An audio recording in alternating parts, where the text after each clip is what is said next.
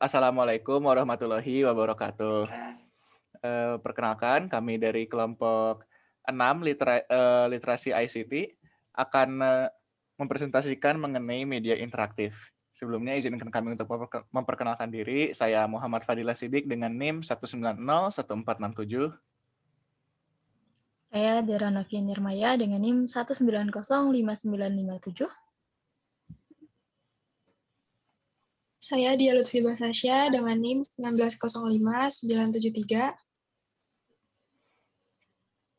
Saya Usul Khotimah dengan NIM 1909226. Saya Tiara Maharani dengan NIM 1903099.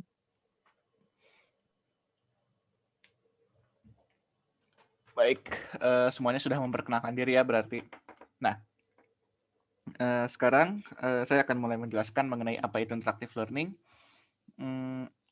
Baik, akan saya mulai. Jadi apa itu interactive learning? Pada dasarnya, interactive learning itu adalah pendekatan pedagogis yang menyatukan adanya social networking dan penggunaan teknologi komputer dalam suatu kursus dan penyampaian materi. Interactive learning itu pada zaman modern ini sudah menggunakan teknologi digital, walaupun dulu pada awalnya biasanya hanya menggunakan alat-alat fisik langsung yang tidak bersifat digital, seperti mainan misalnya atau permainan papan. Tapi dengan adanya penggunaan teknologi digital ini, bisa dijadikan sarana bagi para siswa untuk mempelajari sesuatu langsung dari lapangan.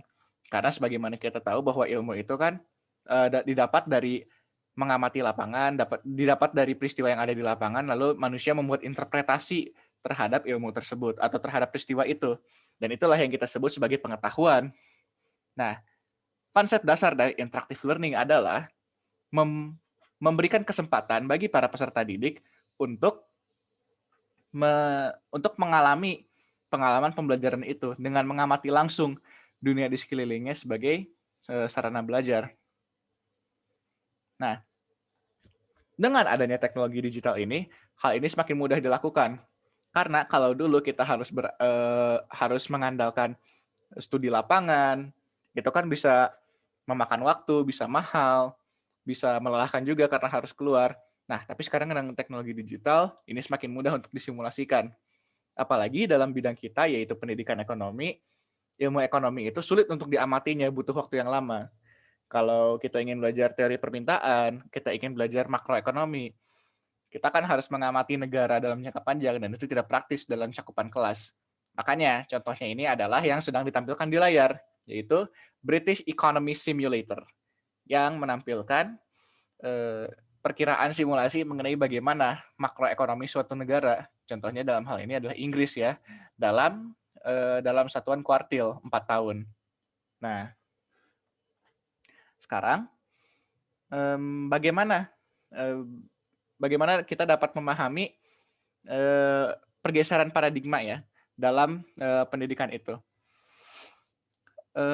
Kalau kita sedang membicarakan pergeseran dari pendidikan yang konvensional menjadi pendidikan yang lebih interaktif, biasanya teknik pedagoginya itu mengalami perubahan yang cukup dapat diperhatikan.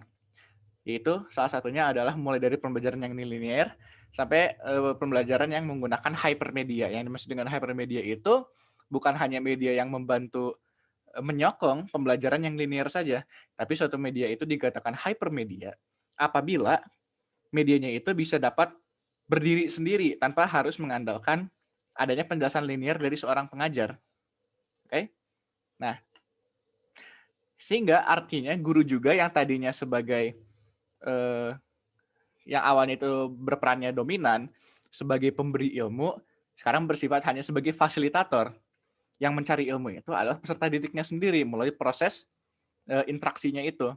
Sebagai contoh, kalau di simulator ini, mungkin dalam pembelajaran konvensional ya, guru akan menjelaskan, jadi begini ya anak-anak,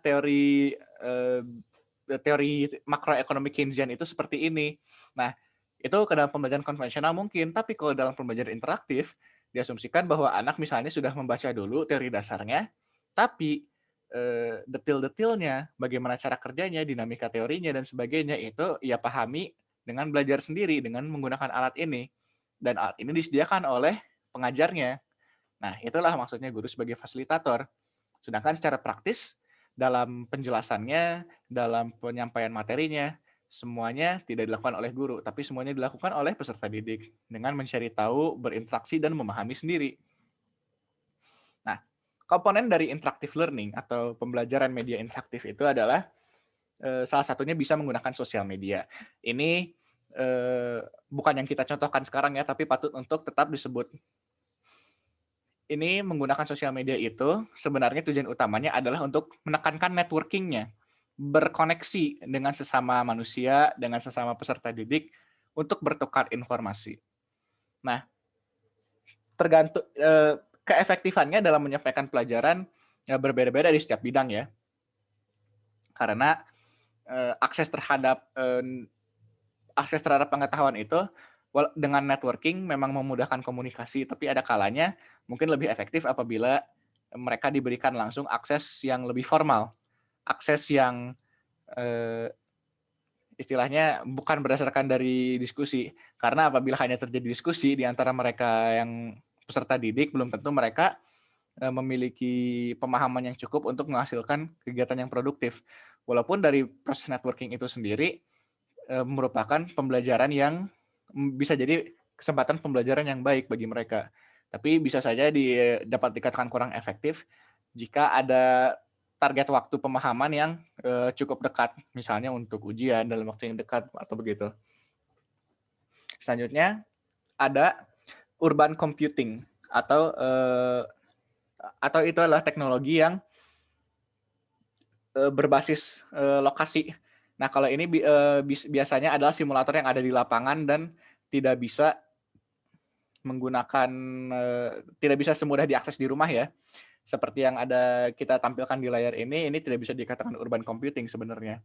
Karena cukup mudah diakses di rumah dan biasanya urban computing itu ada di tempat yang terspesialisasi. Misalnya ada simulator mesin, misalnya di dekat pabriknya, itu lebih tepat dikatakan urban computing.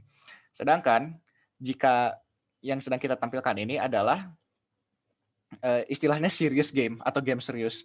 Apa artinya? Kita tahu ya bahwa game itu atau permainan video, game istilahnya, itu biasanya digunakan untuk entertainment. Nah, serious game itu walaupun tidak menutup kemungkinan adanya aspek entertainment-nya atau bisa menyenangkan, tetap saja fungsi utamanya adalah untuk mengajarkan. Nah, kita di sini bisa melihat ya, tujuan dari nama programnya sendiri adalah Keynesian Macroeconomic Simulator of Fiscal Policy. Nah, itu artinya ini mensimulasikan teori Keynesian makroekonomi. Nah, kalau kita bisa lihat ke tab indikator, ya, coba diklik. Nah, di sini kita bisa melihat komponen pendekatan pengeluaran dari teori makroekonomi Keynesian. Dari sini kita bisa memperlihatkan kepada peserta didik. Peserta didik bisa paham sendiri. Oh, berarti ini yang akan kita pelajari sesuai dengan yang pernah ada di buku. Nah, kalau misalnya dalam keadaan seperti ini, umumnya pengajar itu hanya menjelaskan dasarnya saja. Jadi ini ya yang namanya Keynesian makroekonomik itu. Ini teori dasarnya, komponennya apa, agar mereka bisa mengenali apa isi dari simulator ini. Nah, contoh selebihnya ada di glosarium di sebelah kanan. Ya. Nah, di sini juga di sebelah kirinya ada berbagai istilah-istilah seperti budget defisit, konsumsi, dan kalau mau kita bisa ngeklik dan terlihat juga definisi-definisinya ya. Salah satunya saja contohnya GDP growth. Nah, ini kan ada istilahnya dan ada banyak istilah-istilah lain yang bisa dipahami bagi peserta didik jika mereka ingin tahu dan belajar secara mandiri. Nah, ini adalah kesempatan bagi mereka untuk memahami secara otodidak. Nah, kalau kita lihat lagi ke headquarters. Ya. Nah, di sini sebagaimana kita tahu, tugas dari tugas pemerintah menurut teori Keynesian adalah untuk mengintervensi di pasar dengan sedemikian rupa agar dapat menstabilkan kondisi. Nah, untuk sekarang kita tidak akan mengotak-atik dulu karena itu akan ada di bagian simulator nanti. Ya. Untuk sekarang coba klik OK saja dulu. Nah, dengan satu kuartil ini, dengan kita menentukan adanya ada slider di situ ya, government spending, effective tax rate. Coba yang bisa di-scroll itu ke kiri kanan, digeser-geser aja, tapi jangan di OK. Nah, bisa kelihatan kan? Kita bisa berinteraksi dengan itu. Dan kalau misalnya kita klik OK, tapi jangan dulu. Coba kita geser lagi yang satu lagi. Nah, kita menyeimbangkan antara dua hal itu, nanti akan ada dampaknya. Dan ketika itu terjadi, kita membiarkan peserta didik untuk memahami. Oh, jadi kalau kita melakukan seperti ini sebagai pemerintah, kira-kira inilah yang akan terjadi. Itulah yang dimaksud dengan interactive learning. Dan kita pun sebagai pengajar, ketika mereka melakukan kesalahan, jangan langsung merasa ingin harus intervensi. Jangan langsung, begini anak-anak, itu salah. Kita jangan bikin pajaknya terlalu tinggi, atau misalnya kita harusnya government spending-nya harus lebih tinggi dan pajak direndahkan. Nah, kita jangan seperti itu. Jadi sebaliknya, kita biarkan mereka gagal. Karena dengan gagal, dalam kondisi yang disimulasikan ini, konsekuensi dari kegagalan mereka ya tinggal mengulang saja. Tapi lebih penting lagi, dalam mereka gagal itu, mereka bisa belajar dari kegagalan. Mereka belajar langsung dari pengalaman yang ada disimulasikan. Begitu. Nah, untuk sekarang, itu ya prinsip-prinsip dasar dari interactive learning itu. Utamanya secara praktis, peserta didik harus memfasilitasi, tapi jangan terlalu mengintervensi, jangan terlalu merasa ingin membenarkan. Karena yang bisa membenarkan itu haruslah peserta didik sendiri dari pengalamannya. Dengan trial and error. Dengan mencoba dan gagal, ya mencoba terus sampai bisa dapat keberhasilan. Idealnya intervensi itu hanya terjadi apabila harus dikejar target ya, misalnya waktunya padat dan banyak yang harus dipahami oleh peserta didik, ya mungkin harus ada intervensi. Tapi idealnya dalam pembelajaran interaktif itu, siswa menjadi tahu yang benar bukan karena dikasih tahu mana yang benar, tapi ia paham sendiri dari pengalamannya mana yang benar itu. Sejauh ini apakah ada pertanyaan?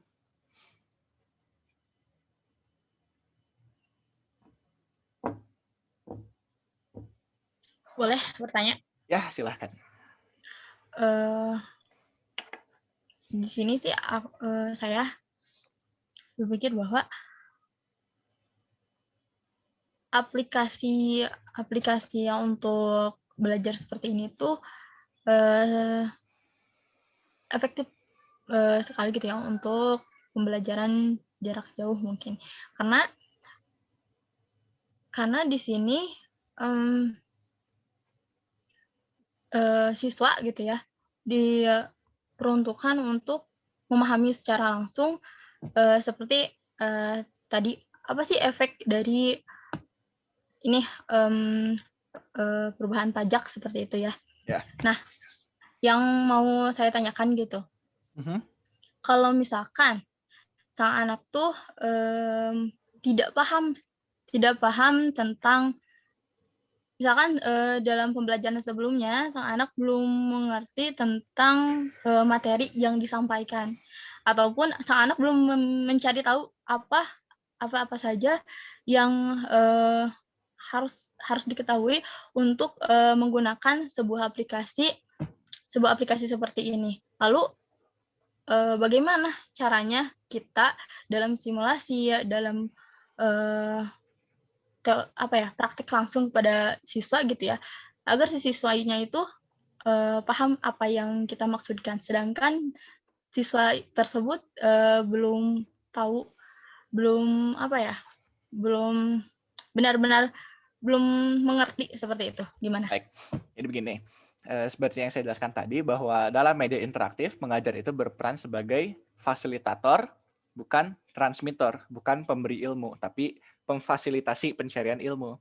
Dalam hal ini, apa yang kan alatnya sudah ada ya, fasilitasnya, yaitu Keynesian Macroeconomic Policy. Tapi selebihnya, bagaimana cara peserta didik bisa menggunakan ini? Jika untuk menggunakan simulator ini mereka harus punya pemahaman dasar mengenai apa itu teori Keynesian, ya maka tugas fasilitator itu ya pertama-tama harus mengajari mereka dulu. Tapi sekali lagi, kalau misalnya yang diajari itu seperlunya saja. Kalau untuk mengoperasikan ini mereka cuma harus tahu apa itu definisi pajak, definisi government spending, dan kita sudah jelaskan tadi kan di indikator ada persamaan GDP pendekatan pengeluaran itu seperti apa. Ya itu saja yang harus dijelaskan.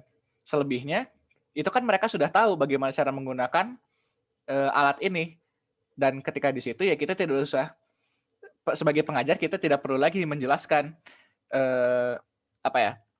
kesimpulan dari penggunaan alat, karena itu harus mereka cari tahu sendiri. Kita hanya perlu memfasilitasi mereka dengan menyediakan alat dan tahu cara menggunakan alatnya. Sudah, begitu saja. Jadi untuk menjawab pertanyaan kamu, ya kita harus mengajarkan dulu bagaimana cara menggunakannya, termasuk teori Keynesian-nya dulu. Tapi jangan lebih dari itu. Kesimpulannya harus mereka dapatkan sendiri, tapi dasarnya kita boleh memberitahukan terlebih dahulu. Karena itu termasuk bagian dari fasilitator. Oke, siap, makasih. Jadi untuk menjadi sebagai fasilitator dan menjadi guru gitu ya, Ya. yang harus dilakukannya itu ya kita harus memberi dasarnya dulu, walaupun itu yang secukupnya aja yang bisa menjadi bekal dia untuk menggunakan sebuah media pembelajaran yang kita berikan kayak gitu. Oke. Berarti untuk media-media pembelajaran yang lain kita itu perlu banget memberikan dulu dasarnya seperti itu ya. Nggak hanya di media pembelajaran seperti ini. Oke, benar. Ada pertanyaan lain kah?